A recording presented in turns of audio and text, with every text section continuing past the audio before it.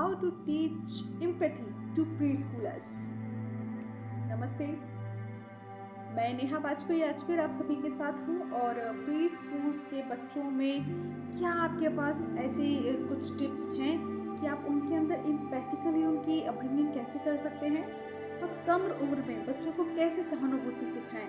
आज हमारा विषय यही है और जो कि आजकल बहुत ज़रूरी भी है कि हमें एक दूसरे के लिए एक सहानुभूति वाला भाव होना चाहिए, जिसको हम प्री स्कूलर्स को किस तरीके से सिखा सकते हैं। आज ऐसे कुछ 5 टिप्स मेरे पास हैं जिसके बारे में मैं आपके साथ डिस्कस करने वाली हूँ। उसमें सबसे पहला जो तरीका होता है वो है मॉडल एम्पैथी, मीन्स आदर्श सहानुभूति। मतलब उनको कुछ ऐसी आप इस तरह की चीज़ें बोलना सिखाएं कि आप कैसे हैं, आप मुझे कुछ परेशान लग रहे हैं, आप मुझे कुछ दुखी लग रहे हैं, क्या मैं आपकी कोई मदद कर सकता हूँ। ये इसको हम बोलते हैं मॉडल एम्पैथी, आदर्श सहानुभूति, जो हमें प्री स्कूलर्स को ही सिखाना शुरू कर देना चाहिए। और जो दूसरा मेरा आज टिप्स है वो है आपके लिए स्टोरी टेलिंग। उनको कुछ ऐसी कहानियाँ या ऐसी कुछ कविताएं या कुछ उनको ऐसी चीज़ें बताएं जिसमें उनके लिए कुछ सीखने वाली बात हो, जिसमें एक कोई कैरेक्टर हो जो बहुत दुखी हो या बहुत परेशान हो और फिर बच्चे उसको जानने के लिए एक्साइटेड रहें कि उसने कैसा फील किया, या अगर मेरे साथ ऐसा होता तो मुझे कैसा लगता। सहानुभूति एक दूसरे के प्रति। और जो तीसरा मेरा जादुई तरीका है वो है role play. Role play means बच्चों को आप कुछ कुछ कैरेक्टर्स दे दीजिए। किसी ने कुछ बना है, कुछ कहानी का कोई पार्ट है, कोई पार्ट है, और उसके बाद आप एक दूसरे के लिए जो भी एक्टिविटी वो लोग उस के दौरान कर रहे हैं उसमें आप एक दूसरे के प्रति ये देखिए कि क्या फील वो लोग कर रहे हैं, क्या एम्पैथिकली आप लोग जो अपब्रिंगिंग करना चाह रहे हैं वो कहीं ना कहीं उनके लिए यूज़फुल है या नहीं।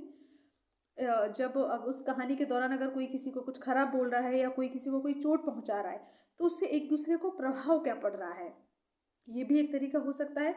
रोल प्ले जो है एक तरीका है बच्चों के साथ एम्पैथिकली अपब्रिंगिंग करने का। एंड जो मेरा चौथा टिप्स है वो है रिकॉग्नाइज फीलिंग्स। एक दूसरे की भावनाओं को उनको पहचानना सीखने दें।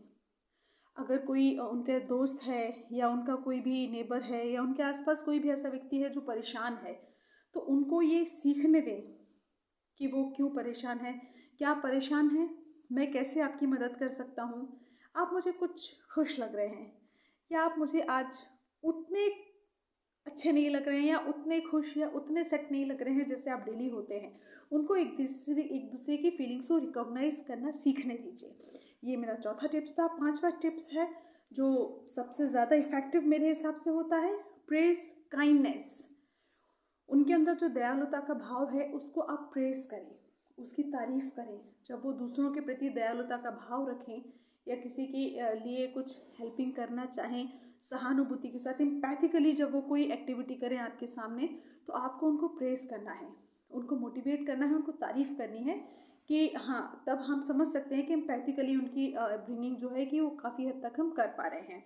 आज ये 5 टिप्स थे जो मैंने आपके साथ शेयर किए, जो बच्चों की एम्पैथिकली प्री स्कूल्स के जो प्री स्कूलर्स हैं हमारे, हम उनके बच्चों को किस तरीके से एम्पैथिकली उनकी अपब्रिंगिंग कर सकते हैं, उनको सिखा सकते हैं कि किस तरीके से सहानुभूति हमें एक दूसरे के प्रति ज़रूर रखनी चाहिए।